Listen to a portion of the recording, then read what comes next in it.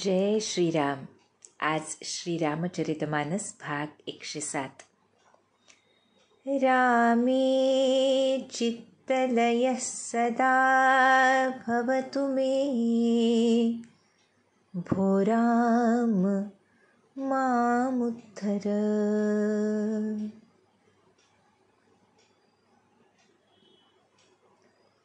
माता सीतेचा चित्तलय प्रथमदर्शनी प्रभूंच्या त्यांच्यामध्ये होऊन गेलाय. एकदा दर्शन करून बघत राहिल्यानंतर मातेनं नेत्र मिटून घेतले, आपण बघितलं. आणि हृदयस्थ रघुनंदनांचं ध्यान ती करू लागली. प्रभू श्रीराम आणि माता सीता दोघे एकमेकांवर स्वाभाविकपणेच अनुरक्त झालेत आणि सर्व सख्यासुद्धा त्या दोघांना बघून भान हरपून गेलेत. यानंतर आपण जे बघितलं मागच्या भागामध्ये की नेत्र बंद करून ध्यान करणाऱ्या सीतेला एक चतुर सखी म्हणते की अगं, तू गिरिजेची पूजा करायला आली आहेस, पण तिचं ध्यान नंतर कर, आत्ता समोर रघुनंदन आहेत. म्हणजे त्या सखीला माहिती आहे की सीता कोणाचं ध्यान करते, आतमध्ये कोण आहे तिच्या नेत्रांमध्ये. पण चतुर आहे ती, त्यामुळे असं सांगून म्हणते, आता नेत्र उघड आणि समोर आहेत रघुनंदन, तर त्यांना बघून घे. आणि असं जेव्हा ते म्हणते तेव्हा लाजलेली सीता काय होते तिची अवस्था, तर सकुची सिया तब नयन उघारे, सनमुख दो रघु सिंह निहारे, नख सिख देखी राम कै शोभा, सुमिरी पितापनु मनु अति क्षोभा. सखीचं हे चतुर बोलणं ऐकून लाजली सीता आणि तिनं नेत्र उघडले तर हे दोन्ही रघुसिंह, रघुकुलातले सिंह आपल्या समोरच उभे ठाकल्याचं तिला दिसून आलं. श्रीरामांना नखशिख देखी, नखशिखांत जेव्हा तिने निहाळलं त्यावेळेला अंतःकरणात आनंद भरून तर उरलाच होता, पण अचानक तिला आपल्या पित्याच्या पणाची आठवण आली की काय पण लावलाय राजर्षी जनकांनी माझ्या विवाहासाठी, तो तिला आठवला. आणि मनु अतिक्षोभा, तिचं मन एक प्रकारे हेलावून गेलं. म्हणजेच कुठेतरी सीतामातेच्या मनामध्ये सुद्धा असं येऊन गेलं की हेच आहेत ते, दुसरं कुणीच असू शकत नाही ज्यांच्यासोबत माझा विवाह होईल, व्हावा. पण लौकिक जगामध्ये ही लीला सुरू आहे, त्यामुळे भगवतीच्या मनामध्ये कुठेतरी हुरहुर दाटली की सरळपणानं हा विवाह होईल की नाही, कारण माझ्या पित्यानं माझ्या विवाहासाठी धनुष्यावर प्रत्यंचा लावण्याचा जो पण केला आहे तो त्या क्षणी सीतेला एक प्रकारे विव्हळ करून जातो. आणि अशा रीतीनं सीता प्रेमात बुडून गेली आहे त्या पुष्पवाटिकेमध्ये. परबस सखीन लखी जब सीता, भयउ गहरू सब कहही सभीता पुनि आयौब एही बेरिया काली अस कही मन बिहसी एक आली.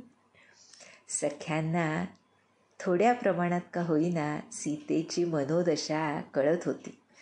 ती प्रेमात बुडून गेलीये हे बघून जेव्हा त्या बावरून म्हणू लागल्या की फार उशीर झालाय, आता निघालं पाहिजे. आणि सीतेला हळूच एक सखी म्हणते, येऊया उद्या पुन्हा, म्हणजे उद्या पुन्हा बघशील पण आता चल, उशीर झालाय, असं म्हणत एक सखी मनामध्ये हसली. आणि ते ऐकून गूढगिरा सोनी सिय सकुचानी भयउ बिलंबु मातु भयमानी धरी बड़ी धीर राम उर आने फिरी अपन पहु पितु बस जाने. उद्या पुन्हा येऊया पण आता चल, असं हे सखीचं गूढ बोलणं ऐकून सीता लाजली. उशीर झालाय असं बघून तिला आईची भीती वाटली की आई म्हणेल इतका वेळ का गेलात सर्वजणी. त्यामुळे मोठ्या धीरानं तिनं श्रीरामांना आपल्या अंतःकरणामध्ये बसवलं आणि त्यांचं ध्यान करू लागली. पण मनामध्ये काय वाटत होतं की आपण आपल्या पित्याच्या अधीन आहोत. प्रेमविवश झाली आहे सीतामाता तिथेच. त्यामुळे कसं काय होईल असं थोडंसं मनामध्ये शंका येऊन ती नाईलाजानं परत जायला निघाली. पण देखन मिसमृग बिहगतरु फिरई बहोरी बहोरी निरखी निरखी रघुबीर छबी बाढ़ई प्रीति न थोरी. काही केल्या रघुनंदनांच्या मुखकमलावरून नजर हटवाविषयी वाटत नव्हती सीतेला. त्यामुळे मृग, पक्षी, वृक्ष यांना बघण्याच्या बहाण्यानं वरचेवर वळून सीतामाता बघतीये आणि श्रीरामांना बघून, त्यांचं ते सुंदर मुखकमल बघून निरखी निरखी रघुबीर छबी, तिचं प्रेम हृदयातलं अधिकच उचंबळून येत होतं. पण हे जेव्हा होत होतं त्याच वेळेला पुन्हा लौकिक जसा मनावर ताबा गाजवतो तसं कुठेतरी होत होतं. आणि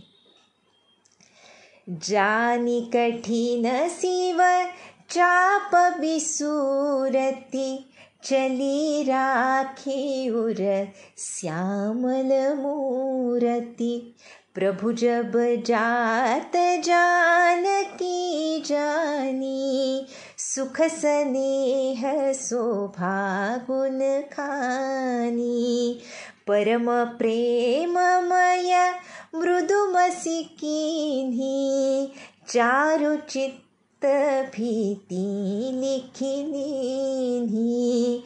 गई भवानी भवन बहोरी बंदी चरण बोली कर जोरी. तिथून जावंसं तर वाटत नव्हतं, त्यांच्या समोरून हलवतच नव्हतं. पण उशीर झाला होता, माता सीतेला परत जायचं होतं. आणि त्याच वेळी शिवधनुष्य किती जड आहे हे आठवून सीतामाता हृदयामध्ये कुठेतरी खिन्न होत होती. पण तरीसुद्धा हृदयामध्ये कधीही न पुसली जाणारी अशी श्रीरामांची सावळी मूर्ती धारण करून माता निघाली. आणि ज्या वेळेला प्रभू श्रीरामांनी ही सुख, स्नेह, शोभा आणि गुणांची खाण असलेल्या सीतेला जाताना बघितलं, तेव्हा त्यांनीही तेही प्रेमविवश झाले होते. त्यामुळे त्याच परमप्रेमाच्या कोमल अशा शाईनं प्रेममय मृदुमसी तिचं सुंदर स्वरूप आपल्या चित्तपटलावर अंकित केलं प्रभू श्रीरामांनी. पण सीतामातेला तसंच पुन्हा जाववेना. हृदयामध्ये रघुनंदनांप्रती जो सहज प्रेमभाव निर्माण झाला होता, जो उचंबळत होता, पण त्याच वेळेला त्या शिवधनुष्य यज्ञाची, त्या पणाची भीती, शंका कुठेतरी हृदयामध्ये काहूर माजवत होती. त्यामुळे सीता आपल्या आईच्या गौरी मातेच्या मंदिरात पुन्हा गेली आणि भवानी मातेला वंदन करून चरणी हात जोडून म्हणाली. अतिशय सुंदर अशी ही गौरी स्तुती आहे. आपल्या सर्वांनीही ऐकली असेल. अतिशय महत्त्वाची, अतिशय सुंदर गिरिजा मातेच्या, पार्वती मातेच्या चरणकमली अनन्य प्रीती देणारी, तिच्या आशीर्वादाची कल्पना देणारी, तिच्या कृपा कटाक्षाबद्दल समजावून सांगणारी, तिचा अगाध महिमा वर्णन करणारी गौरी मातेचा, आणि सीतेचा तिच्या चरणी किती लोभ आहे, किती प्रीती आहे हे दाखवणारी अशी ही गौरी स्तुती आहे. ऐकूया. जय जय गिरीवर राजकिशोरी, जय महेश मुख चंद चकोरी, जय गज बदन षडानन माता, जगत जननी दामिनी तुति गाता, नहीं तव आदि मध्य अवसाना, अमित प्रभाव बेतु नहीं जाना, भव भव विभव पराभव कारिणी, विश्व विमोहनी स्वबस बिहारिणी, पति देवता सुतीय महु मातु प्रथम तव रेखा, महिमा अमित न सकहि कही, सहस शारदा शेषा, सेवत तो ही सुलभ फलचारी, वरदायनी पुरारी पियारी, देवी पूजी पद कमल तुम्हारे, सुर नर मुनि सब हो ही सुखारे, मोर मनोरथ जानहुनी के, बसहु सदा उर पुर सब ही के, कीन्हेउ प्रकटन कारण तेहि, अस कहि चरण गहे बैदेहि, विनय प्रेम बस भई भवानी, खसी माल मूरति मुसुकानी, सादर सिय प्रसादु सिर धरियो, बोली गौरी हर्षु हिय भरियो, सुनु सिय सत्य असीस हमारी, पूजी ही मन कामना तुम्हारी, नारद बचन सदा सुचि साचा, सोबरु मिली जाहि मनुराचा,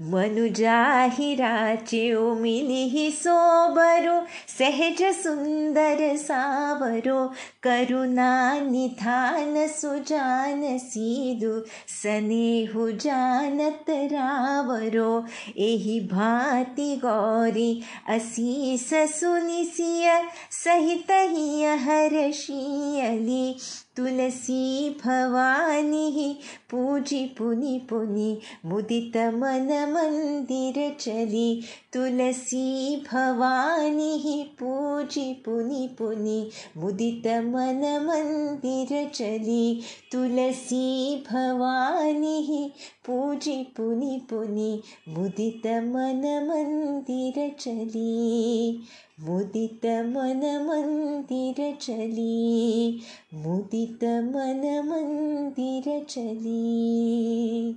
जानकी जीवन स्मरण जय जय राम। तर आपली जगन्माता, पण जिच्यासोबत लहानपणापासून सीता मातेचा एक अतूट असा संबंध आहे, तिच्या चरणी पार्वती मातेचा जय जयकार इथे सीता माता करते. म्हणते, हे गिरिराज कुमारी, गिरिबर राज किशोरी, की पर्वतराज हिमालयाची कन्या असलेली पार्वती, तुमचा विजय असो, विजय असो. जय महेश मुखचंद चकोरी, महादेवांच्या मुखचंद्राकडे एकटक पाहणाऱ्या हे चकोरी, तुमचा विजय असो. हे गणेशाच्या आणि षण्मुख कार्तिकेयाच्या माते, हे जगज्जननी, हे विद्युत कांतीयुक्त शरीराची पार्वती देवी, तुमचा विजय असो. हे पार्वती माता, तुम्हाला आदी नाही, मध्य नाही, अंतही नाही. तुमचा असीम प्रभाव वेदसुद्धा सांगू शकत नाहीत. तुम्ही सृष्टीचं उत्पन्न, पालन आणि नाश करणारे आहात. विश्वाला मोहून टाकणारे आहात, स्वतंत्रपणे विहार करणारे आहात.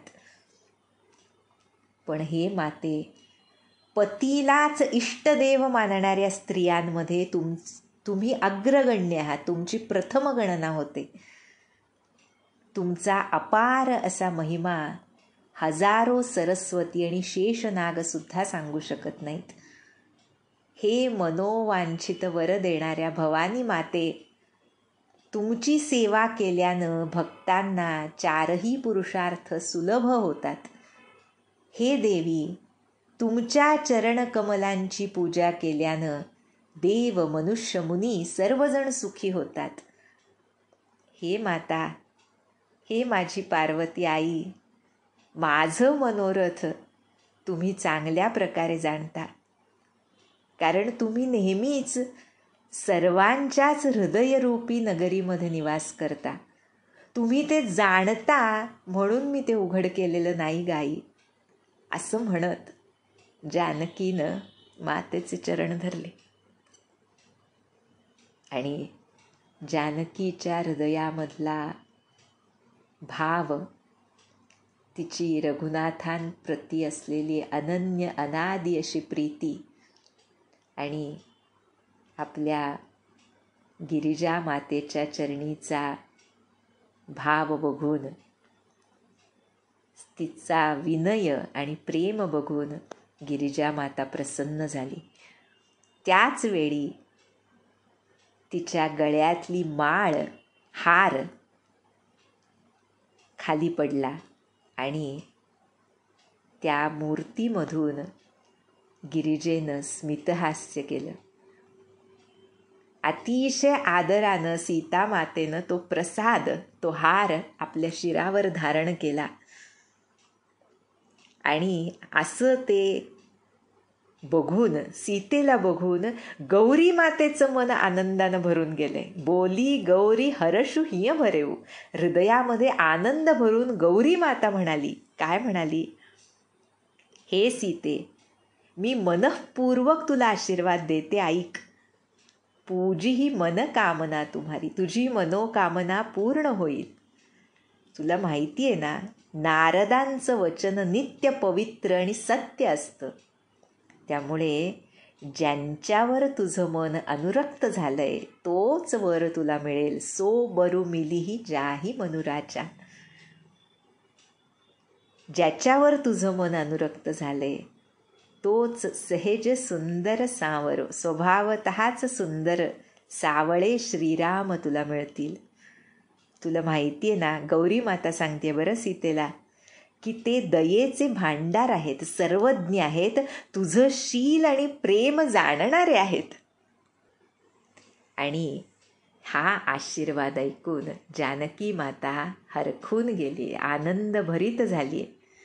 आणि म्हणून तुलसीदास म्हणतात, अशा या भवानी मातेची वरचेवर पूजा करून सीता प्रसन्न मनानं आपल्या राजमहालाकडे निघाली. आणि मग जानी गौरी अनुकूल सिय, हिय हर्षु न जाई कही, मंजुल मंगल मूल बाम अंग फरकन लगे. तुलसीदास म्हणतात, आपली माता श्री गौरी अनुकूल आहे हे कळल्यामुळे सीतेच्या मनाला जो हर्ष झाला, जो आनंद झाला, तो अवर्णनीय होता. आणि जे कल्याणाचं मूळ आहे असं तिचं डावं अंग, भगवती आहे आमची माता, त्यामुळे असं तिचं डावं अंग मंगलदायक असं डावं अंग, डावा भाग स्फुरू लागला. आपण पूर्वी मगाशी आधीच्या भागामध्ये बघितलं की श्रीराम लक्ष्मणाला म्हणतायत की सीतेला बघून माझं उजवं अंग जे मंगलदायक आहे ते स्फुरण पावतंय. आणि इथे सीता माता तिचं डावं अंग जे मंगलदायक आहे ते स्फुरण पावतंय. आणि अशा रीतीनं ही पहिली भेट, हे प्रथम दर्शन एकमेकांचं इथे सुफळ संपूर्ण झालं. आणि त्यानंतर काय काय घडलं, श्रीरामांनी येऊन विश्वामित्रांना काय सांगितलं, पुढे काय काय घटना घडल्या, याचं अतिशय सुंदर वर्णन पुढे तुलसीदास करतील. ते आपण पुढच्या भागात बघूया. जानकी जीवन स्मरण. जय जय राम.